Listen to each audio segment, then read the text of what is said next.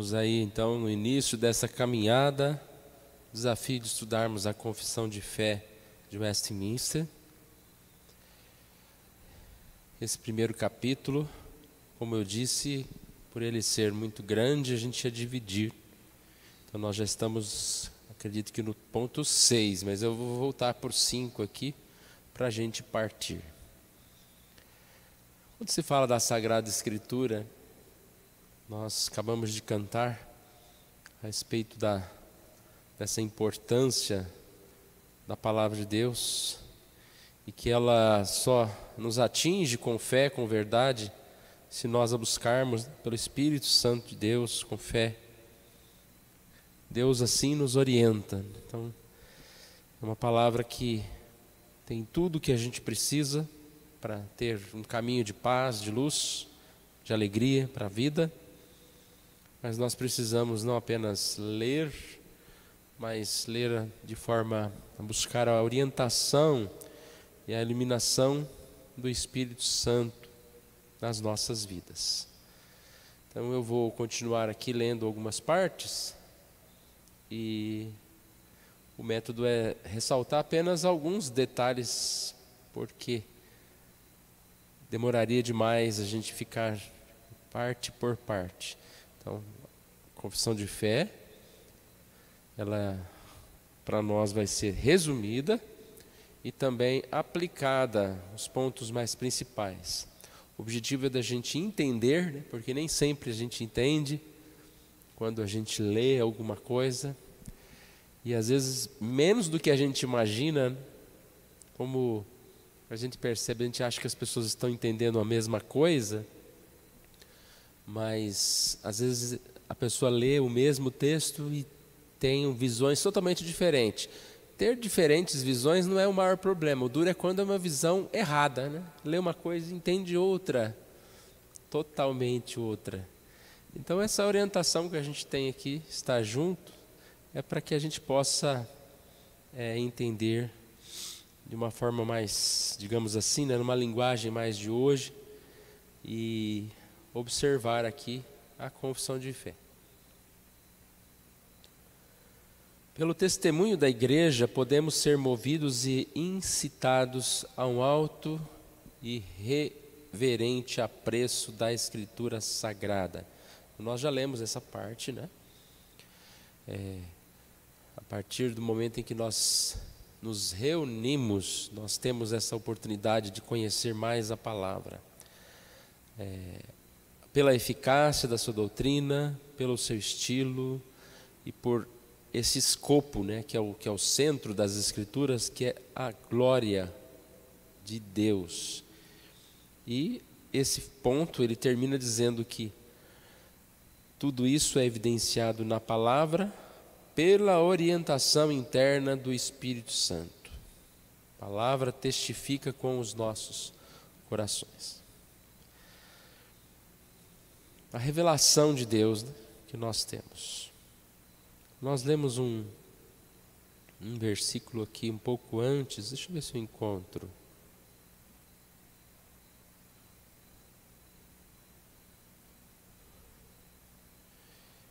Que falava a respeito dela ser essa luz, né, que vai nos guiando nesse mundo de trevas. Eu acho muito oportuno essa ideia, né, do texto da palavra.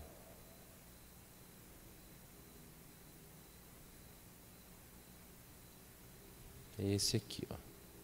2 Pedro 1,19. Lembra que eu até enfatizei que eu achei esse versículo muito oportuno.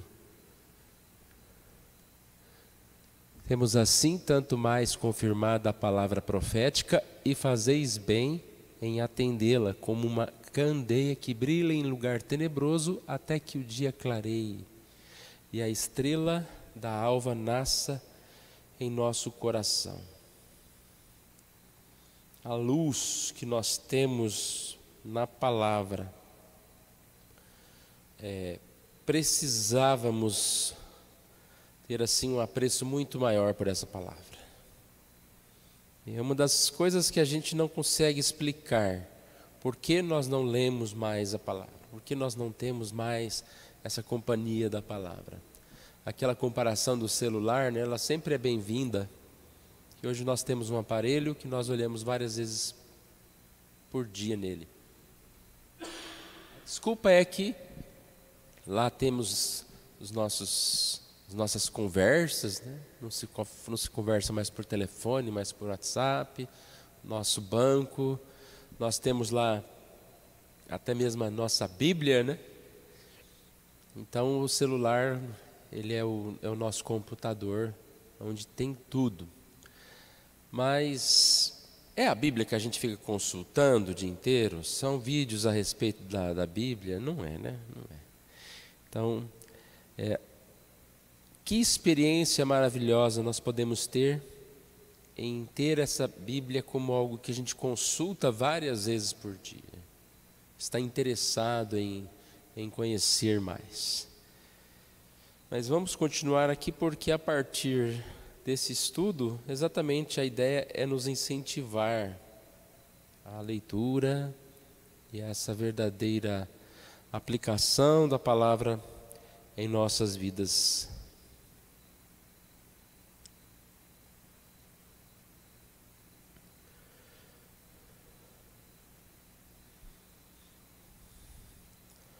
Ponto 6. Todo o conselho de Deus concernente a todas as coisas necessárias para a glória dele e para a salvação, fé e vida do homem, ou é expressamente declarado na Escritura, ou pode ser lógico e claramente deduzido dela.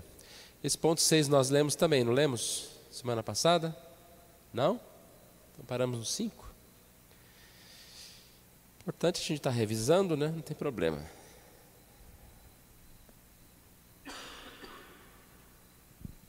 Todo conselho, ou seja, tudo que nós precisamos aprender de Deus e também todas as coisas necessárias que nós precisamos para glorificar a Deus, estão aonde? Na palavra. Salvação, fé, vida, ou é expressamente declarado na Escritura, ou pode ser lógica e claramente deduzida dela. Essa forma, né, que a Escritura nos ensina. A Escritura nada se acrescentará em tempo algum, nem por novas revelações do Espírito, nem por tradições dos homens.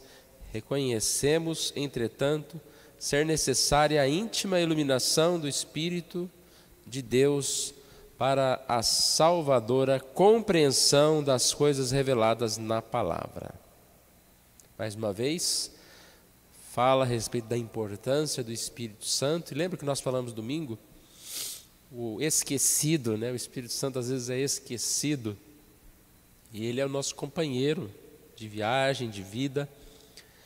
E aqui nós temos essa direção do Espírito Santo de Deus nas nossas vidas. Repare que o ponto aqui é bem claro, né?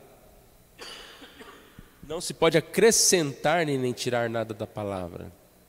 Não existe uma nova revelação, um novo entendimento, no sentido de que a palavra de Deus, ela sempre será a mesma. Se existem passagens difíceis de se compreender, nós sabemos que sim, mas nós não podemos, por isso, interpretar do jeito que a gente acha melhor, né? Nós precisamos compreender essa necessidade. Que há algumas circunstâncias quanto ao culto de Deus e ao governo da igreja, comum às ações e sociedades humanas, as quais têm de ser ordenadas pela luz da natureza e pela prudência cristã, segundo as regras gerais da palavra, que sempre devem ser observadas. Culto. Nós aprendemos a cultuar a Deus onde? Na palavra. Por isso que a gente sempre fala, né? Aquela igreja que não tem uma adoração verdadeira, ou verdadeira no sentido de que ela não tem uma adoração conforme os padrões, né, da verdadeira adoração. Uma igreja que inventa, seja muitos rituais, ou que foge demais da questão do que nós sabemos que é verdadeiro culto, essas igrejas, você pode ter certeza, são igrejas que não se preocupam em estudar a palavra. Talvez até algum líder ou outro estude a palavra, mas não há uma ênfase, um incentivo para as pessoas estudarem a palavra. Regras gerais da palavra que sempre devem ser observadas. Nós devemos ter essa prudência, né, de seguir na palavra de Deus. 2 Timóteo 3, 15 a 17. Também é um texto tão conhecido, né? Paulo falando a Timóteo que ele conhecia a palavra. E essa palavra pode nos tornar sábio para a salvação pela fé em Cristo Jesus. Esse ponto central, né, irmãos? A nossa salvação vem pela fé, vem pelo crer na verdade, na palavra de Deus. Essa escritura que é inspirada por Deus, ou seja, que foi escrita conforme a vontade de Deus, a orientação de Deus por autores inspirados por Deus, ela é útil para quê? Ensino, repreensão, correção, educação. Então são palavras que englobam várias áreas, né? Ensino, o que eu preciso aprender, conhecer. Repreensão, às vezes não precisa ninguém nos repreender. Nós mesmos sabemos o que está errado através da palavra. Correção, educação na justiça. A gente vê, né? Desculpa, irmãos. A gente vê tanta injustiça hoje em dia, e muitas vezes é se minimizar, né, das coisas erradas. Aquele que, digamos assim, rouba muito está errado, roubar pouco não tem problema, né? Então são teorias éticas do mundo, né? E nós sabemos que não é assim que funcionam as coisas. O versículo 17 é muito empolgante, que ele fala: a fim de que o homem de Deus seja perfeito e perfeitamente habilitado para toda boa obra. Nós queremos essa promoção porque nós queremos ser conhecidos como alguém que tem excelência no trabalho, na profissão, que tem sabedoria em relação a tantas coisas. Mas aqui fala sobre o melhor de tudo, que é nós podemos ter essa habilidade, né, de praticar as boas coisas. Nós não precisamos viver praticando coisas ruins. O grande problema de nós praticarmos coisas que não são boas está relacionado ao nosso desapego à palavra de Deus. Porque se essa palavra está no nosso coração desde cedo, se ela é a nossa orientação, se nós estamos ocupados com a palavra, não sobra muito nem tempo para a gente andar nos outros caminhos. Então, o quanto a gente está envolvido com a palavra durante o dia, para que diante das dificuldades, diante de um problema, diante de uma tentação, diante de uma falha, nós consigamos manter firme, habilitados para a boa obra. Lá no Salmo 119 fala, né, que é lâmpada para os meus pés, é a tua palavra e luz para os meus caminhos. É a luz diária. É dela que nós necessitamos.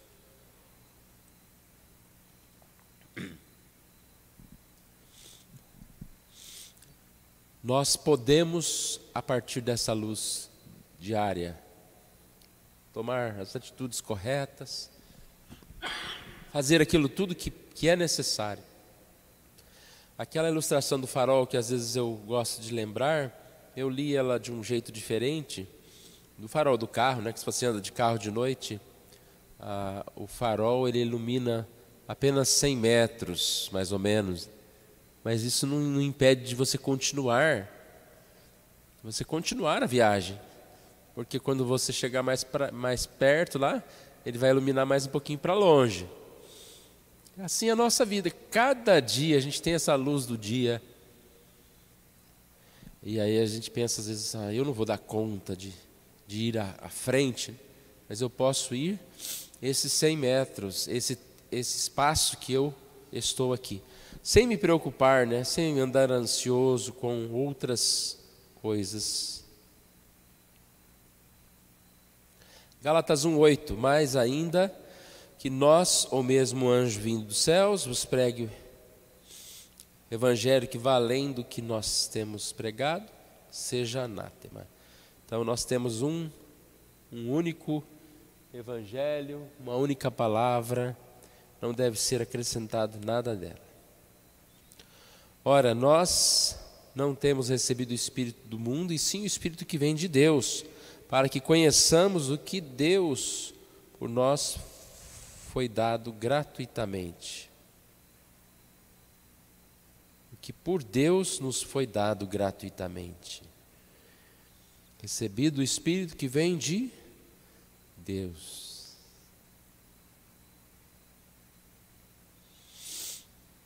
Vamos ler agora o ponto 7. Na Escritura, não são todas as coisas igualmente claras em si, nem do mesmo modo evidentes a todos. Contudo, as coisas que precisam ser obedecidas e cridas e observadas para a salvação,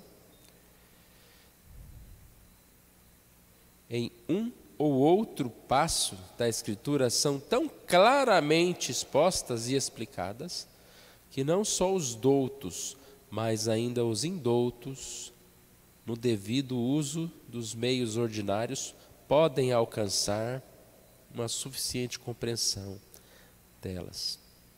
Esse ponto é bem claro, né? Não são todas coisas igualmente claras, mas tudo o que nós precisamos, tanto para a nossa obediência, como para observar para a nossa salvação, está muito claro nas Escrituras. E é curioso como algumas passagens, algumas coisas da Bíblia que não são tão claras, na verdade, não é que elas não são claras, nos falta estudar-las, nos falta, digamos assim, nos empenhar em entender. Porque se você for analisar, qualquer coisa não é clara, digamos assim, entre aspas, né? Ela se torna clara depois que você se familiariza com ela.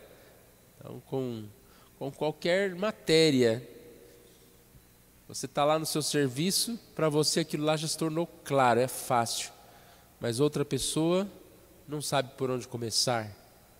Então falta nos familiarizar. E essas coisas que não são claras, elas são importantes. Por exemplo, agora nós estamos estudando no domingo, na escola dominical, Levítico. E aquelas passagens de Levíticos, elas não apenas são uma forma para a gente entender como eram os sacrifícios, ou como aquelas pessoas realizavam, né, aqueles rituais, ou como o sumo sacerdote entrava ou não entrava. Mas é importante para a gente conhecer o valor de Cristo, para a gente conhecer o que é realmente a nossa salvação. Então tudo na Bíblia tem um propósito. Não foi escrito ali, não tem importância isso. Mas nós precisamos estudar. Agora, mesmo se nós não entendemos certas passagens, que podem ser, vamos dizer assim, mais difíceis, nós podemos pedir ajuda para alguém que entende, que sabe, podemos estudar mais, mas principalmente, como disse aqui, o que é necessário para a vida, qualquer um de nós pode pegar a palavra e aprender.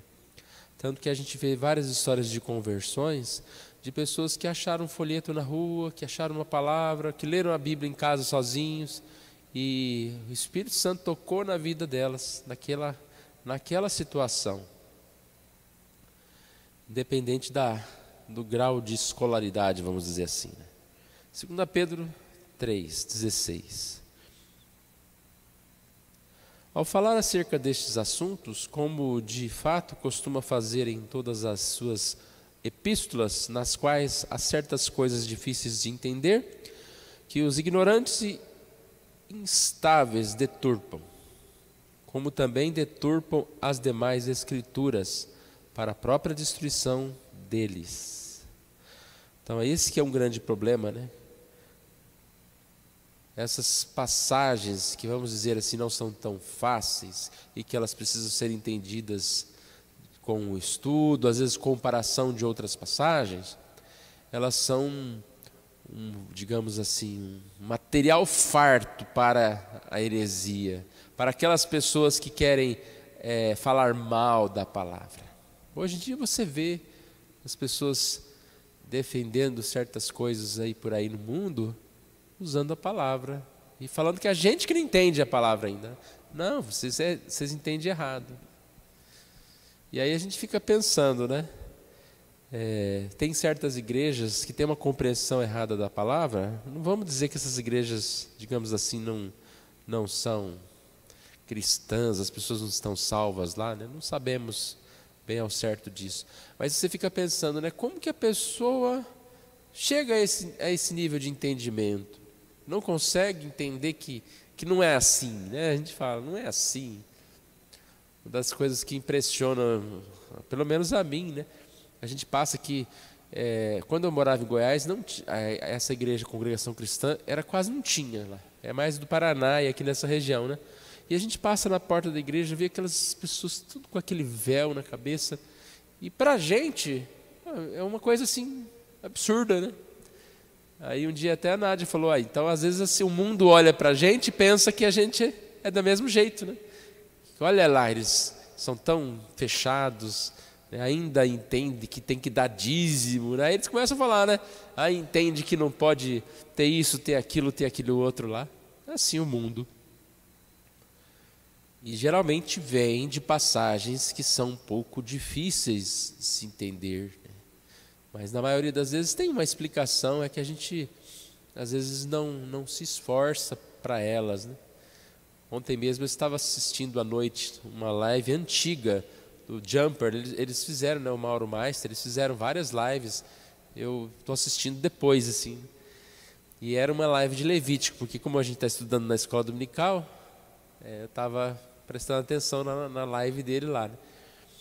E aí, assim, umas explicações tão simples, né? Ele estava falando, alguém lá perguntou lá no chat sobre tatuagem.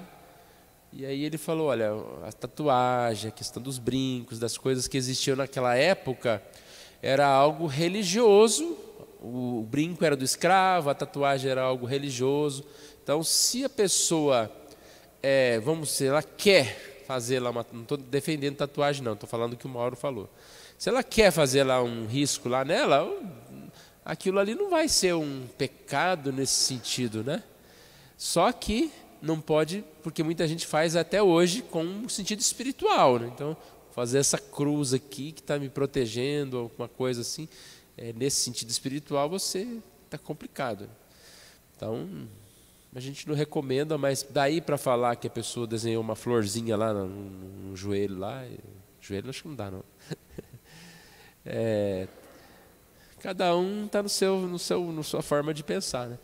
Então, assim, a gente vê várias passagens que a gente pode ter uma noção, um estudo simples, né? Ele estava explicando a questão lá dos costumes, né? Das leis lá de purificação, e tudo aquilo estava relacionado com o culto em si ali. Aquelas pessoas não poderiam participar porque elas eram consideradas impuras, né?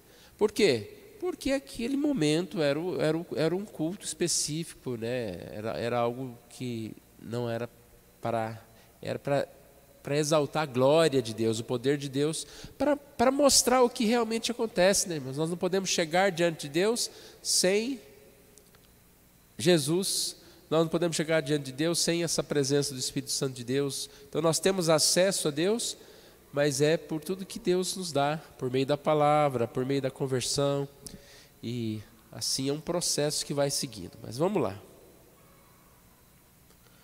Aqui tem o Salmo 119, lâmpada para os meus pés, luz para os meus caminhos. 130. A revelação das tuas palavras esclarece e dá entendimento aos simples. Essa mesma fala, né? Atos 17, 11.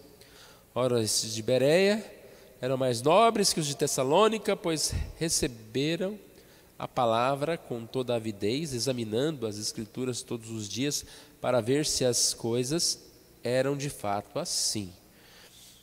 Essa questão aqui resolveria muito problema, né? Em relação a ouvir qualquer pregador, porque tem certas pregações que um conhecimento bem raso da Escritura, já você percebe que aquela pessoa está falando uma heresia, uma coisa errada, uma besteira, não é algo bíblico, não é? E se eu faço uma afirmação aqui, essa afirmação ela tem que condizer com a palavra. Vamos supor que eu faça uma afirmação e você fique em dúvida. Você tem que pesquisar na palavra. Ou perguntar para o pastor, né? Perguntar para alguém. E assim a gente precisa sim confrontar os fatos, né? Para que a mentira não venha por meio da própria palavra. Ponto 8. O Velho Testamento em hebraico, língua vulgar do antigo povo de Deus, e o Novo Testamento em grego, a língua mais geralmente conhecida entre as nações no tempo em que foi escrito, sendo inspirados imediatamente por Deus e pelo seu singular cuidado e providência, conservados puros em todos os séculos, são por isso autênticos e assim, em todas as controvérsias religiosas, a igreja deve apelar para eles, como para um supremo tribunal. Qualquer dúvida, apelamos para a palavra de Deus, para a verdade de Deus. Nós falamos que a confissão de fé ela foi escrita a pedido lá do parlamento inglês, para que tivesse uma visão unificada em relação às Escrituras, para as igrejas da Inglaterra. E a gente percebe, parece que, depois eu vou ver o dado certo, mas grande parte da confissão de fé fala a respeito da salvação. E dessa salvação pela graça, da salvação em Jesus, que é um tópico muito oportuno e que estava sendo, assim, na época, né, descaracterizado. Então a gente vai ouvir muito a respeito da salvação. Mas seja controvérsia a respeito da salvação, do batismo, ou de qualquer coisa que nós venhamos a assim, discordar, é na Bíblia, é na palavra, ela é o supremo tribunal para nós. Então não é o que eu acho, não é o que eu penso. Eu falei isso, não sei se foi na aula, no domingo, que a ideia do testemunha, foi domingo à noite, né? Testemunha é alguém que viu alguma coisa e por isso ele tem a capacidade de testemunhar. Teve um acidente, você estava lá parado, ou você pode dar o seu testemunho. Você vai lá e vai falar, eu vi o acidente, o carro parou, outro atropelou e tal, tal. Você viu. Então nós temos a palavra, que nós testemunhamos, ou seja, que nós falamos, anunciamos a palavra. Não o que eu acho, não o que eu penso, mas conforme a palavra. Eu não posso fazer nada que não seja conforme a palavra. Na sequência ainda desse mesmo ponto. Mas não sendo essas línguas conhecidas por todo o povo, tem direito e interesse nas Escrituras e que deve, no temor de Deus, lê-las e estudá-las. Esses livros têm de ser traduzidos nas línguas vulgares de todas as nações, aonde chegarem, a fim de que a palavra de Deus, permanecendo nelas abundantemente, adorem a Deus de modo aceitável e possuam a esperança pela paciência e conforto das Escrituras. Então, não todo mundo que conhece as línguas originais, a Bíblia é traduzida para facilitar, né? Para nós podermos lê-la. E Assim a gente tem o auxílio, né, na leitura. Aquele domingo que eu falei a respeito de Pedro nega Jesus, eu achei interessante que a ideia da palavra grega, eu lembrei agora da questão da palavra, né, que Jesus fala, o que Jesus pergunta para Pedro? Tu me amas, né? Devuo aqui. Tu me amas? Aí Pedro, te amo. Tu me amas? Te amo. Tu me amo? Te amo. 3 vezes. E lá fala que Jesus falou com o amor ágape e Pedro respondia com amor filéu, né? Te amo, eu gosto do Senhor. Aí na segunda vez Jesus te ama, você me ama com amor ágape, e Pedro, eu gosto do Senhor. Na terceira vez Jesus trocou a palavra, você gosta de mim? E Pedro respondeu, gosto de mim. Aí o que eu ouvi num dos comentários, né? Porque o que eu disse é que às vezes a gente tem que tomar cuidado com certas afirmações. A maior parte dos comentaristas, eles falam que Pedro então estava falando isso, dessa forma. Só que a tradução da Bíblia foi colocada no grego. Então, o que o comentarista disse, que Pedro falou com Jesus em aramaico. Que palavra que Jesus falou? Pedro. Na transcrição, o escritor lá colocou em grego, colocando essas palavras, o que poderia ser apenas sinônimos ali, no sentido de ser sinônimos. Mas o que isso tudo tem a ver? Em relação a gente estudar, e o mais importante é o sentido. Lembra que eu falei a respeito de Pedro? O importante é que no primeiro momento Pedro falava claramente, né? Eu te amo, nunca vou te abandonar, ágape, ágape, ágape. E agora de forma humilde ele fala, não, eu como vou afirmar, Senhor, que eu te amo, né? Ele estava numa situação humilde e no final depois Jesus falou, não, você me ama e você vai morrer por mim e segue-me, né? É um momento muito bonito da reconciliação. E tudo isso pode ser visto a partir de nós estudarmos a palavra, né? O quanto é oportuno para nós. Colossenses 3,16. Habite ricamente em vós a palavra da verdade, instruí-vos, aconselhai-vos mutuamente com toda sabedoria, louvando a Deus com salmos e hinos e cânticos espirituais com gratidão em vosso coração. E a palavra de Deus, ela não necessariamente tem que ser uma explicação complicada. O que a gente faz aqui como culto é uma releitura, trazendo princípios que nós já sabemos. Por exemplo, essa ideia dos mais 100 metros ali. Essa é uma ideia que a gente ouve várias vezes, que a gente deve se preocupar só com o dia e não com a frente, né? Basta cada dia seu próprio mal, não andeis ansiosos pela vossa vida. Só que a gente precisa ouvir de novo essa mensagem, porque a gente vai esquecendo disso. Aí chega no começo do dia, você recebe uma notícia sobre um problema lá do futuro, só que você já se desestabiliza. Aí é a hora de você trazer à memória uma passagem como essa, né? Não se preocupe com o dia de amanhã, trabalhe o dia de hoje. Os problemas que nós vamos enfrentar, nós precisamos descansar no Senhor. A gente estava falando na reunião de oração terça-feira ontem, né? Foi lá em casa.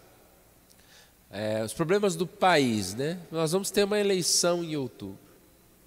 O que adianta a gente ficar ansioso hoje? Ainda mais uma coisa que a gente não tem quase que poder nenhum, né? O nosso poder é o voto, só um voto. Então, os problemas futuros, quando chegar esse dia, eles vão ser resolvidos, nós vamos enfrentá-los. Isso é o estudo da palavra. Quando nós nos reunimos, né? Como é bom a gente chegar aqui domingo, estudar a palavra e trazer à memória tantas outras coisas, porque isso vai nos fortalecendo. Habite ricamente em vós a palavra. Habite ricamente em vós a palavra. Romanos 15, 14. Pois tudo quanto outrora foi escrito para o nosso ensino foi escrito, a fim de que pela paciência e pela consolação das Escrituras tenhamos esperança.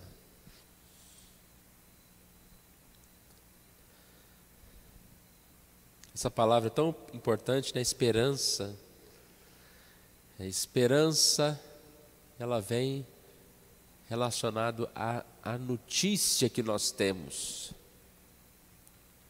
Tem alguém enfermo, você tem esperança. Mas quando a notícia é boa, você tem mais esperança ainda. Quando a gente lê a palavra, a gente é tomado de esperança, de alegria. Nós somos fortalecidos. 9. A regra infalível de interpretação da Escritura é a mesma Escritura. Portanto, quando houver questão sobre o verdadeiro pleno sentido de qualquer texto da Escritura, sentido que não é múltiplo, mas único, este texto pode ser estudado e compreendido por outros textos que falam mais claramente. Isso é um princípio tão básico que às vezes nos falta, né? É comparar passagens bíblicas, conferindo as Escrituras. Atos 15:15. Conferem com isto as palavras dos profetas, como está escrito. João 5:46. Porque se de fato cresces em Moisés, também creríeis em mim, porquanto ele escreveu a meu respeito. Vocês não creem em mim, então vocês não creem nem em Moisés, porque Moisés falou de mim. Se vocês lessem realmente bem as Escrituras, um comentarista estava falando que aquele texto que fala sobre a sabedoria, né? Que os sábios... Como é que é, irmãos? Aquele texto que fala sobre os sábios e aqueles que acham ser sábios, né? Às vezes a gente lê esse texto achando que está falando do mundo, das pessoas do mundo, mas ele está falando a respeito desses próprios religiosos, que a sabedoria deles era loucura, porque a sabedoria não era a sabedoria da palavra, motivada pelo Espírito, mas era uma sabedoria terrena. E ele está falando de alguém que estudava a Escritura.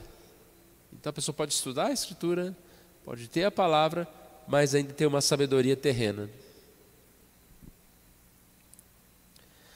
Vamos terminando. 10. O juiz supremo pelo qual todas as controvérsias religiosas têm de ser determinadas e por quem serão examinados todos os decretos de concílios, todas as opiniões dos antigos escritores, todas as doutrinas de homens e opiniões particulares. O juiz supremo, em cuja sentença nós devemos firmar, não pode ser outro, senão o Espírito Santo falando nas Escrituras, na Escritura.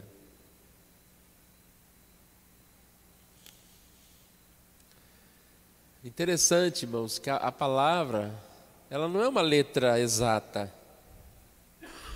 Deus fala conosco por intermédio do Espírito Santo de Deus. Então, muitas questões são resolvidas, não é porque eu vou esfregar na tua cara, né, o versículo, né? Não, imagina, que situação, né? É quando o Espírito Santo convence partes divergentes a entenderem a mesma coisa, porque é uma única verdade. Então, o Espírito Santo vai nos unir em torno da palavra. E ele tem que ser o juiz supremo, não outro, não um entendimento qualquer, não aquele que torce a Escritura para entendê-la de uma forma ou de outra. Errais não conhecendo as Escrituras nem o poder de Deus. E quanto à ressurreição dos mortos, não tendes lido o que Deus vos declarou. Então, quando ele está falando aqui, errais não conhecendo as Escrituras nem o poder de Deus, principalmente ele está falando desse tema ressurreição. Quando não conhece a Escritura, eles não acreditavam na doutrina da ressurreição. Eles estavam mais pendendo para a sabedoria do mundo, que achava que o corpo era mau e que a morte era a libertação do corpo. Então, para que ressurreição? Não quero corpo. O corpo é mau. Errais, não conhecendo as Escrituras. Sobre a possibilidade da ressurreição, errais, não conhecendo o poder de Deus. Deus pode ressuscitar, Deus pode salvar, Deus pode mudar, Deus pode fazer tudo aquilo que Ele promete na sua palavra. Atos 28, 24 e 25. Houve alguns que ficaram persuadidos pelo que ele disse, outros, porém, continuaram incrédulos. E havendo discordância entre eles, despediram-se, dizendo Paulo estas palavras: Bem falou o Espírito a vossos pais, por intermédio do profeta Isaías, quando disse. É mais uma passagem que mostra, né? Uns vão discordar, outros vão entender. É através da orientação do Espírito Santo de Deus para nós. Porventura, desvendarás os arcanjos de Deus, ou penetrarás até a perfeição do Todo-Poderoso? Como as alturas dos céus é a sua sabedoria, que poderás fazer? Mais profunda é ela do que o abismo, que poderás saber? A sua medida é mais longa do que a terra e mais larga do que o mar. Desvendarás os arcanjos, os segredos, os mistérios de Deus? Sobre essa passagem, domingo nós falamos sobre o Espírito Santo. Damos aquele exemplo da fusão do ferro e do fogo. Como é que a gente compreende por meio do Espírito Santo? É quando nós somos unidos a ponto de quando você percebe que o Espírito está tão unido com o nosso Espírito que a gente passa a ter a mente de Cristo, a mente cativa à verdade, à palavra. Então isso é fácil a gente entender. Quando você anda com alguém, quando você está próximo de alguém, você começa a tomar decisões com aquela pessoa. Às vezes você começa, no mundo de hoje, comprar as mesmas coisas, comprar os mesmos alimentos. Esse caminhar com o Espírito Santo de Deus, ele faz com que essa união seja tão grande que, como nós falamos domingo, o nosso Espírito ainda continua sendo nosso, o Espírito Santo continua sendo o Espírito Santo, mas há uma união tão grande que as ideias, é um só com o Espírito, um só com Deus. Nós devemos estar um só com Deus, um só na presença de Deus, por intermédio da palavra. Ou seja, irmãos, precisamos caminhar bastante, porque infelizmente nós vemos muitas pessoas não dando esse valor, não tendo mais essa intimidade. A gente lê na história dos avivamentos aquelas pessoas que contam o seu testemunho, de sair lá pelos matos com a palavra e ter uma experiência de ouvir, de caminhar com Deus, de ouvir a Deus, de falar com Deus. E nós precisamos retornar a esse mesmo amor, de separar tempo, seja de madrugada, seja durante o dia, fazer algo para estar na presença do Senhor, estar com o Senhor, estar aprendendo das coisas do Senhor.